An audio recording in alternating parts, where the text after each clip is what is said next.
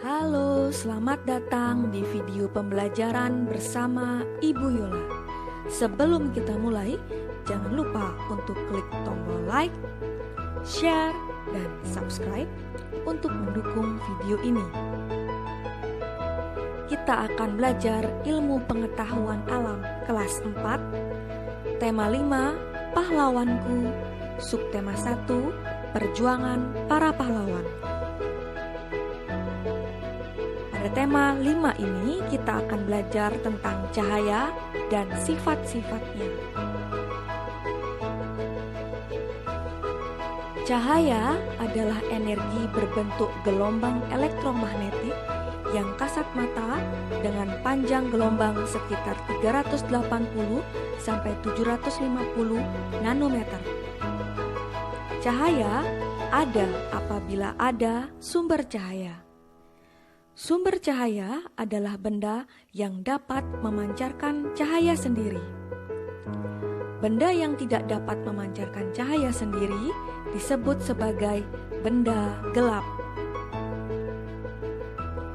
Cahaya ada dua macam, yaitu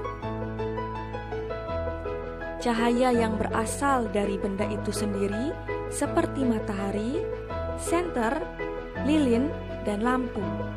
Kedua, cahaya yang terpancar dari benda akibat memantulnya cahaya pada permukaan benda tersebut dari sumber cahaya. Misalnya, jika kamu melihat benda berwarna biru, artinya benda tersebut memantulkan cahaya berwarna biru. Berdasarkan dapat dan tidaknya benda memancarkan cahaya benda, dikelompokkan menjadi benda terang, dapat memancarkan cahaya. Contoh benda sumber cahaya yaitu matahari, lampu, dan nyala api. Benda gelap, tidak dapat memancarkan cahaya. Contoh benda gelap yaitu batu, kayu, dan kertas. Sifat-sifat cahaya.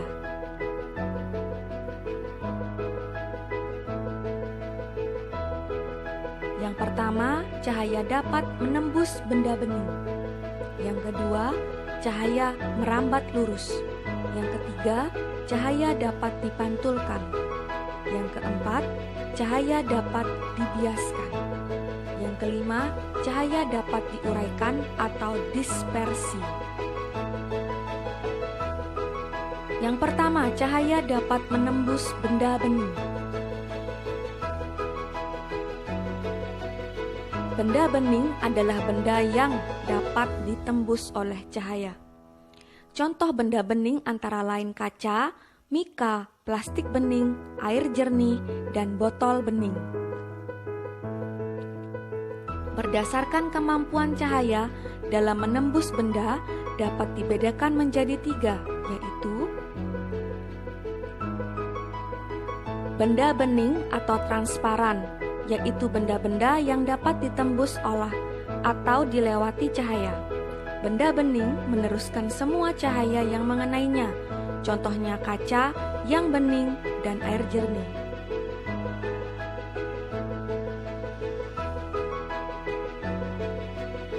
Benda translucens, yaitu benda-benda yang hanya dapat meneruskan sebagian cahaya yang diterimanya, contohnya air keruh, kaca dop, dan bohlam susu.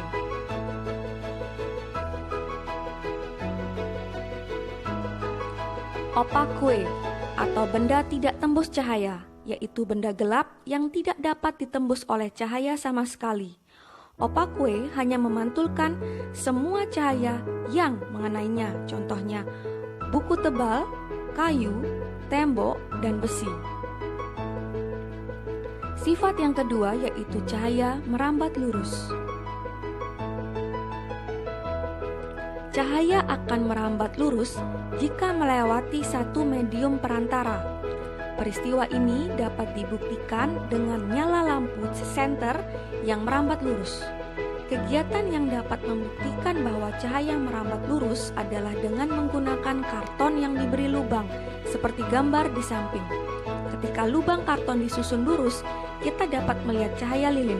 Namun ketika salah satu lubang digeser, kita tidak bisa lagi melihat cahaya tersebut.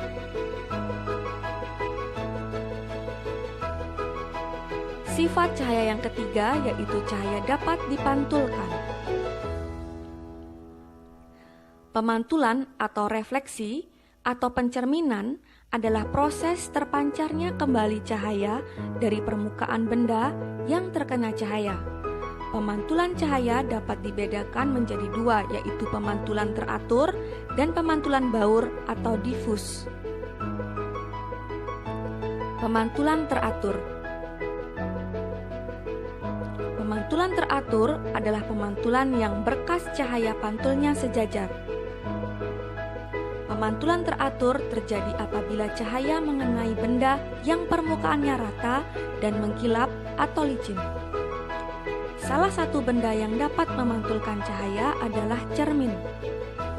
Cermin merupakan benda yang dapat memantulkan cahaya paling sempurna. Hal ini disebabkan cermin memiliki permukaan yang halus dan mengkilap. Pada benda semacam ini, cahaya dipantulkan dengan arah yang sejajar, sehingga dapat membentuk bayangan benda dengan sangat baik.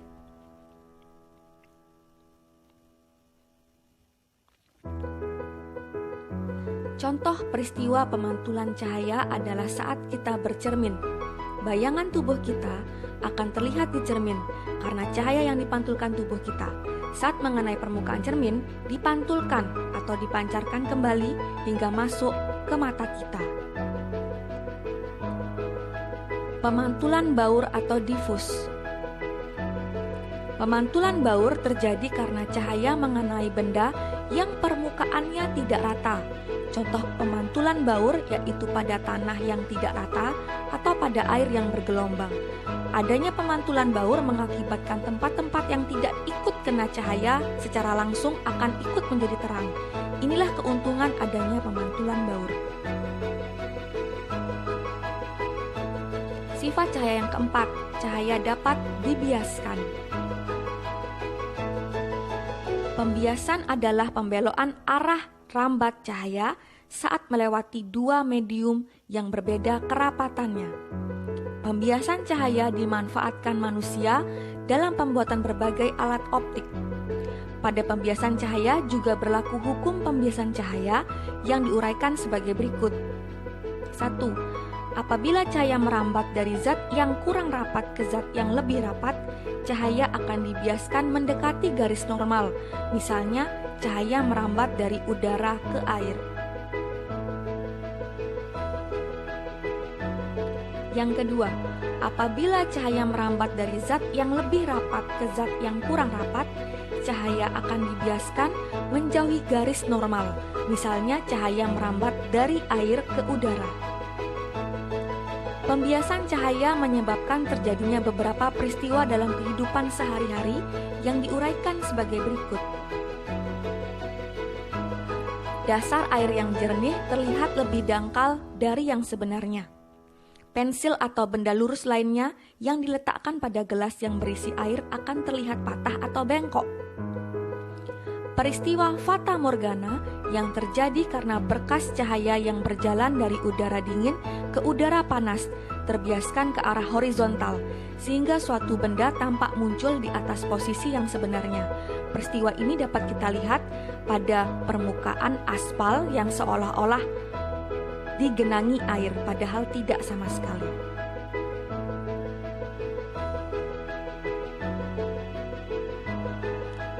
Uang logam di dalam air jernih terlihat lebih dekat ke permukaan. Ikan di akuarium terlihat lebih besar. Peristiwa cahaya yang kelima yaitu cahaya dapat diuraikan atau dispersi. Istilah lain dari penguraian cahaya ialah dispersi cahaya. Contoh peristiwa dispersi cahaya yang terjadi secara alami adalah peristiwa terbentuknya pelangi. Pelangi biasanya muncul setelah hujan turun. Pelangi terdiri dari beberapa warna yaitu merah, jingga, kuning, hijau, biru, nila, dan ungu. Warna-warna ini biasa disingkat menjadi Mejiku Hibiniu. Mejiku Hibiniu.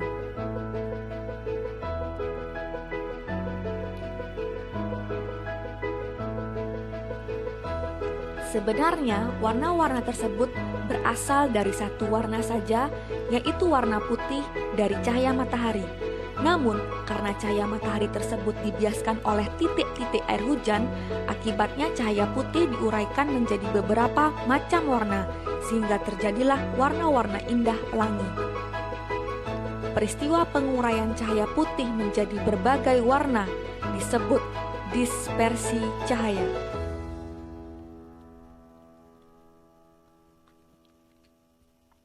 Cahaya putih dapat diuraikan menjadi berbagai macam warna sehingga cahaya putih disebut sinar polikromatik. Cahaya putih seperti cahaya matahari termasuk jenis cahaya polikromatik. Cahaya polikromatik adalah cahaya yang tersusun dari beberapa komponen warna. Cahaya putih tersusun atas spektrum cahaya yang berwarna merah, jingga, kuning, hijau, biru, nila, dan ungu. Sedangkan peristiwa perpaduan berbagai warna cahaya menjadi warna putih disebut spektrum cahaya. Spektrum warna yang tidak dapat diuraikan lagi disebut cahaya monokromatik. Contoh lain dari peristiwa penguraian cahaya yaitu terjadinya halo yang mengelilingi bulan atau matahari dan gelembung air sabun yang terkena cahaya matahari tampak memiliki beragam warna. Cahaya putih dapat diurai menjadi berbagai warna. Sebenarnya, cahaya matahari yang terlihat putih terdiri atas banyak sinar yang berwarna-warni. Ketika melewati prisma, tiap sinar dibiaskan pada arah yang berbeda. Akibatnya, sinar warna-warni seperti pelangi.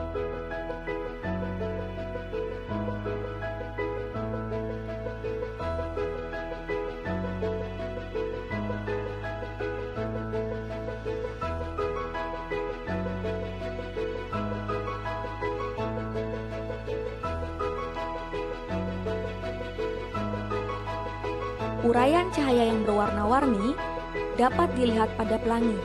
Ketika selesai hujan, banyak terjadi tetesan-tetesan air. Cahaya matahari yang mengenai tetesan-tetesan air ini akan dibiaskan. Air bertindak sebagai prisma yang membiaskan cahaya matahari menjadi berwarna-warni.